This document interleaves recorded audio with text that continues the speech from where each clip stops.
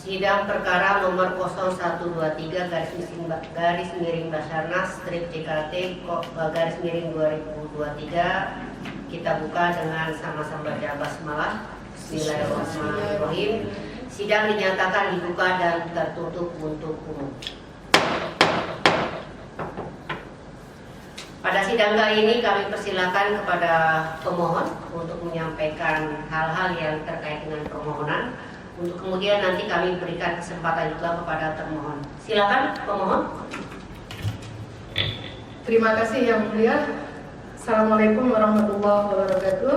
Waalaikumsalam. Izinkan Majelis Arbitrase yang terhormat, kami menyampaikan pokok-pokok perkara yang ingin kami mintakan putusan dari Majelis Arbitrase yang terhormat. Perkenalkan, nama saya Efridani Lubis. Kami dari Efridani Lubis and Partners ini mewakili klien kami dengan nama Fauziah.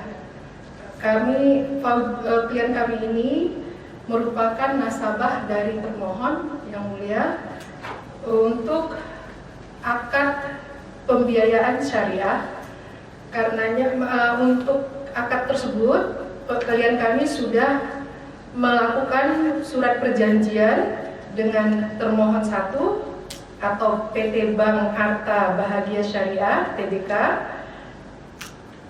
dengan nomor PS garis miring 14 garis miring 2359 strip B garis miring N garis miring SDR tertanggal 5 Mei 2017 yang lalu, bahwa di dalam perjanjian tersebut pemohon itu menerima fasilitas kredit dari termohon 1 senilai 4 miliar rupiah. Nah, untuk pembiayaan dimaksud, maka klien kami atau pemohon itu menjaminkan satu bidang tanah berikut bangunan dengan sertifikat hak milik di wilayah Jatiwaringin, di wilayah Kelurahan Cipinang Melayu. Dalam perjanjian disebutkan bahwa fasilitas kredit itu diberikan untuk selama masa 60 bulan. Nah, selanjutnya klien kami atau pemohon sudah melakukan kewajibannya berupa pembiayaan atau pembayaran kepada termohon 1 sebesar 1.579.582.37 rupiah. Kemudian memang pemohon atau klien kami tidak bisa membayarkan kewajibannya lebih lanjut dikarenakan situasi yang agak sulit.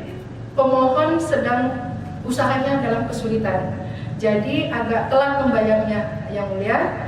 Karena itu ada pemberitahuan dari pihak termohon 1 bahwa pemohon atau klien kami itu dinyatakan tidak mampu bayar atau dalam keadaan wan prestasi. Perlu kami sampaikan Yang Mulia bahwa pada tanggal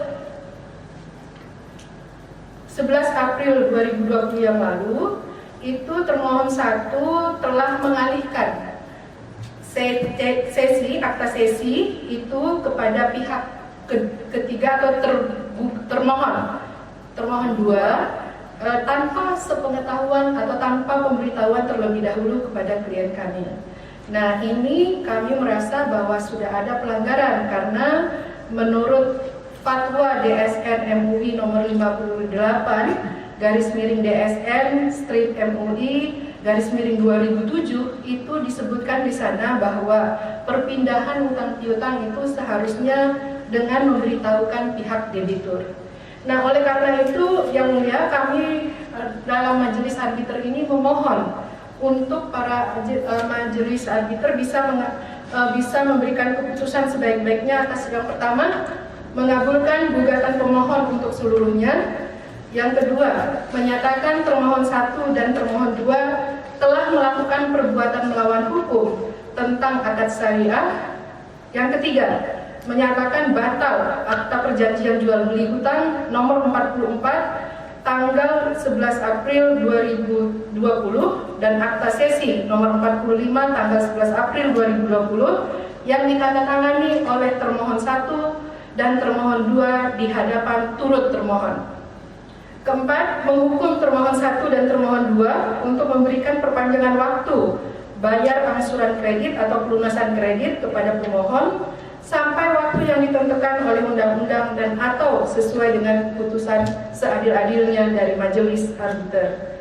Kelima, menghukum termohon 1 dan termohon 2 secara langsung, secara tanggung renteng maksudnya untuk membayar kerugian terhadap pemohon, baik kerugian material maupun kerugian imaterial, yaitu untuk kerugian material senilai 30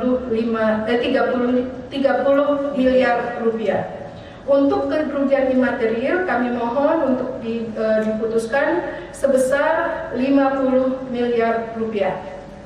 Keenam, menyatakan sah dan berharga sita jaminan yang diajukan oleh pemohon terhadap aset pemohon dalam butir 2 di atas. Dan yang terakhir, menghukum termohon 1 dan termohon 2 untuk membayar biaya yang timbul dalam perkara ini. Demikian yang kami sampaikan. Terima kasih sebelumnya. Ya, dilanjutkan dari termohon untuk menyampaikan jawaban terhadap permohonan pemohon. Silakan. Terima kasih Yang Mulia. Assalamualaikum warahmatullahi wabarakatuh. Waalaikumsalam. Yang Mulia Majelis Arbiter pemeriksa perkara yang dimuliakan Allah Subhanahu wa taala. Saya Selamat Rianto, kuasa hukum dari termohon 1 atas nama Saudara Joko Prawiro, Direktur PT Bank Arta Bahagia Syariah. Kami ingin menyampaikan beberapa pokok mengenai jawaban kami Yang Mulia.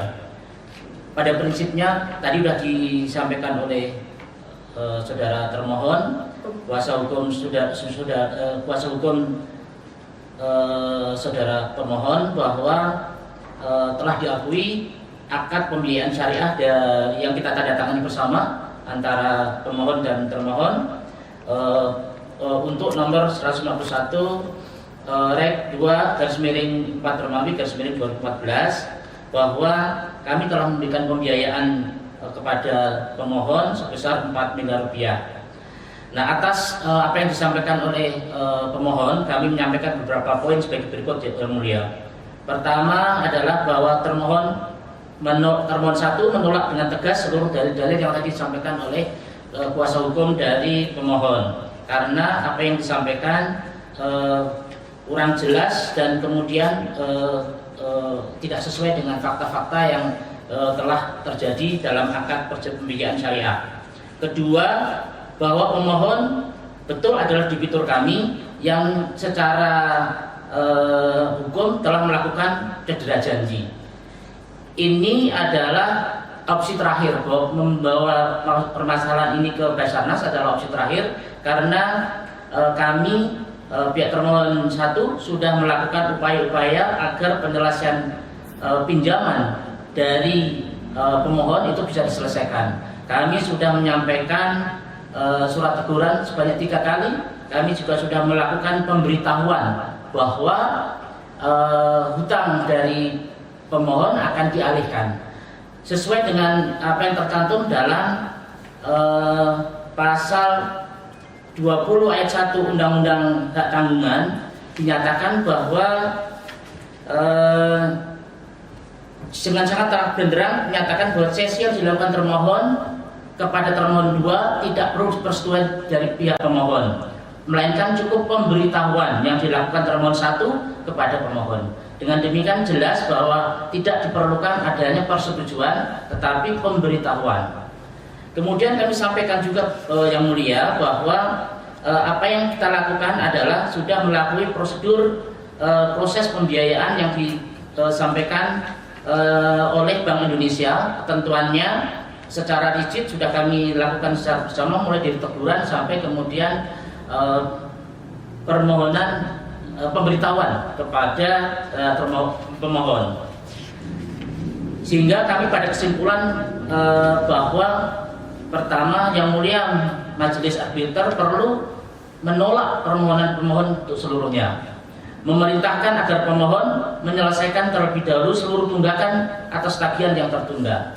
Yang ketiga, membebankan biaya-biaya untuk hukum, atau kalau kemudian dirasakan berbeda, mohon putusan Majelis Arbiter seadil-adilnya. Terima kasih Yang Mulia.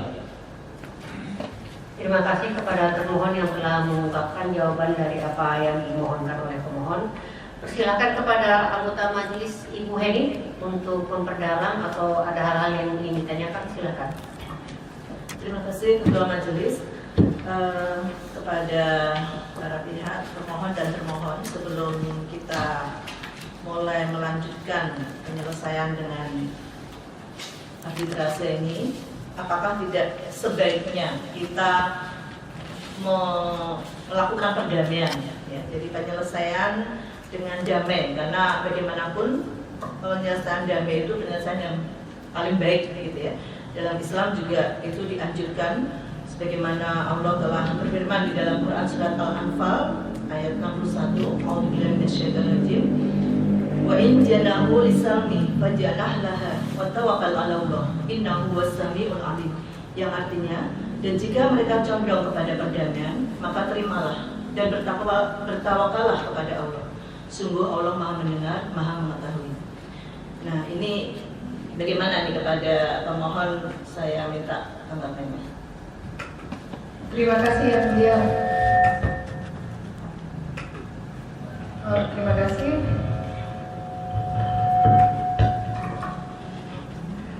Baik, Yang Mulia, kami sampaikan, izin kami sampaikan bahwa kami sebetulnya sudah melaksanakan mediasi sebelumnya.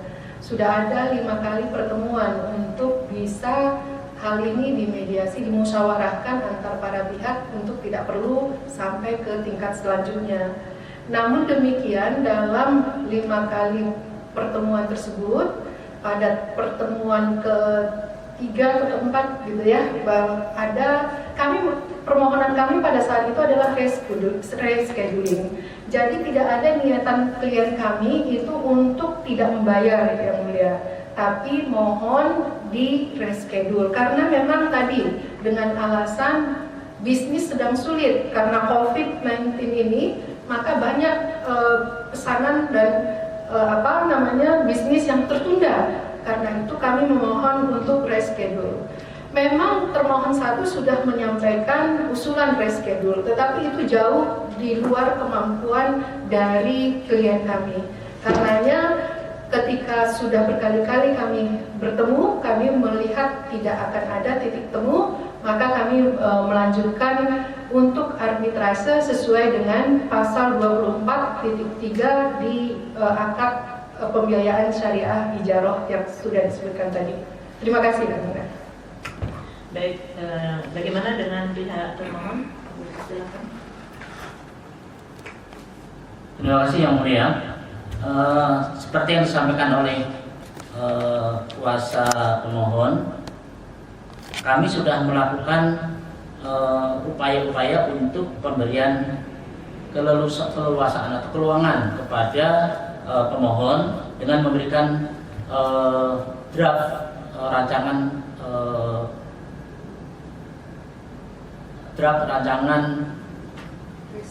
restrukturisasi utangnya. Namun menurut pemohon ini tidak sesuai dengan yang diinginkan. Kami akan kesulitan Yang Mulia apabila diminta sesuai dengan kepentingan atau keinginan dari pemohon, karena pihak bank diawasi oleh Bank Indonesia mengenai batas-batas pemberian restrukturisasi.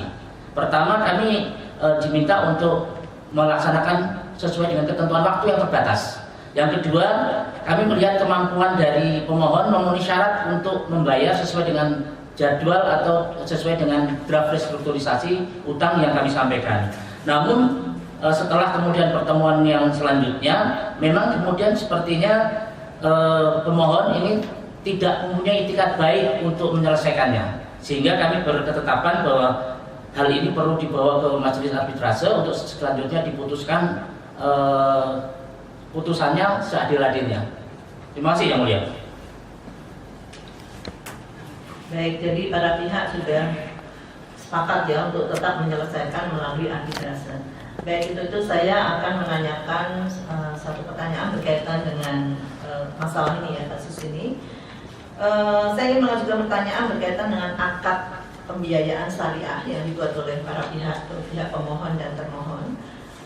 Apakah di dalam akad tersebut ada klausula yang menyatakan bahwa apabila peminjam yang mendapatkan pembiayaan itu atau yang pihak yang mendapatkan pembiayaan itu tidak melakukan pembayaran sesuai dengan yang ditentukan dalam perjanjian, maka kemudian akan dilakukan pengalihan hutangnya kepada pihak ketiga. Jadi baik pihak pemohon maupun termohon sudah sepakat untuk terus melanjutkan penyelesaian sengketa ini dengan arbitrase.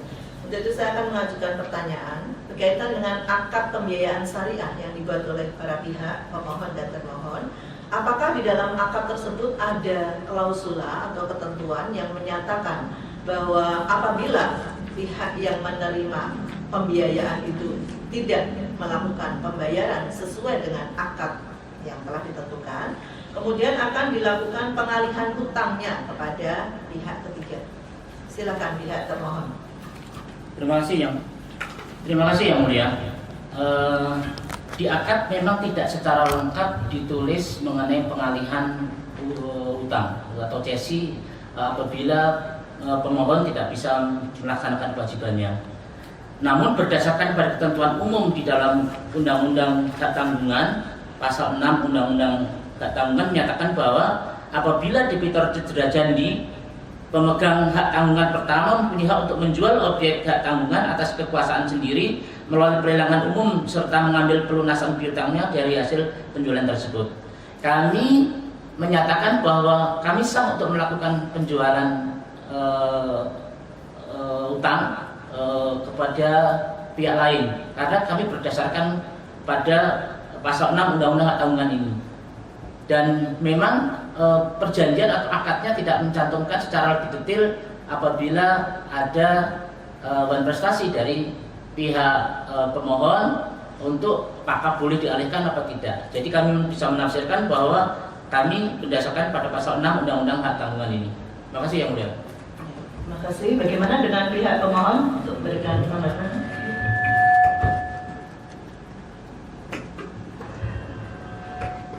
Terima kasih Yang Mulia. Terima kasih penasihat hukum dari termohon itu menyatakan bahwa tidak ada di dalam akad yang sudah kami tanda tangani atau klien kami tanda tangani pada tahun 2017 yang lalu. Nah, jadi karenanya itu sebetulnya kalau merujuk tadi kepada Undang-Undang Hak Tanggungan, Pasal 6 Hak Tanggungan itu tetap saja harus ada persetujuan dari debitur. Dan ini diperkuat juga Yang Mulia dengan Fatwa Dewan Syariah Nasional MUI nomor 58 /DSN/MUI/2007 yang menyatakan akad ijarah itu harus pengalihan untuk akad ijarah itu harus sepengetahuan dari debitur. Oleh karena itu maka kami menganggap bahwa apa yang dilakukan oleh termohon itu adalah melanggar hukum. Terima kasih Yang Mulia. Silakan majelis yang lain, Pak Kasudin.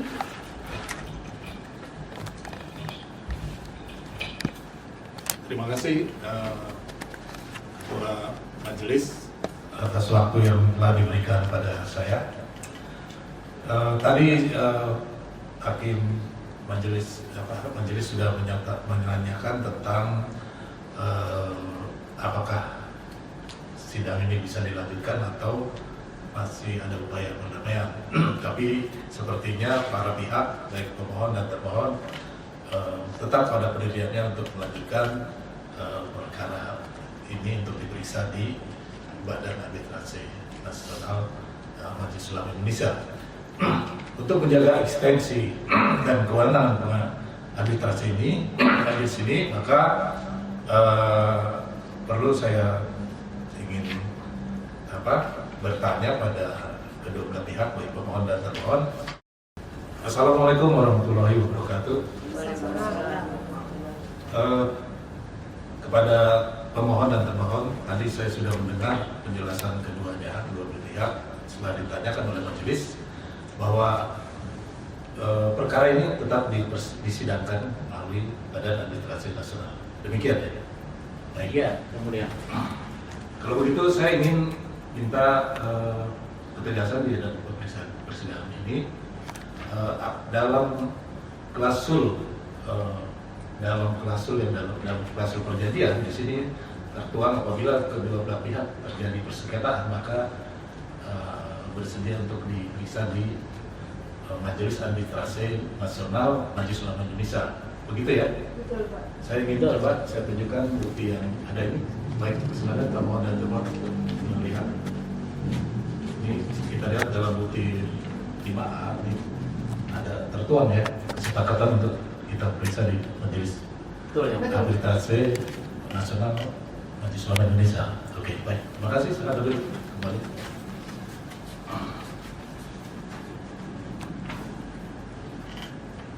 Saya ingin bertanya kepada pemohon, termohon ya, ini termohon dan pemohon. Saya tanya termohon dulu, apakah di dalam pengalihan hutang atau sesi itu diperlukan menurut saudara tadi pemberitahuan atau perizinan? Jadi dalil termohon itu apa? Dapat penjelasan. Silakan. Baik, Yang Mulia.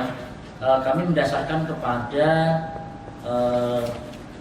pasal 613 ayat 2 Kitab Undang-Undang Hukum Perdata yang sangat terang benderang menyatakan bahwa sesi yang dilakukan termohon 1 kepada termohon 2 tidak perlu persetujuan dari pihak pemohon, melainkan cukup pemberitahuan yang dilakukan termohon 1 kepada pemohon.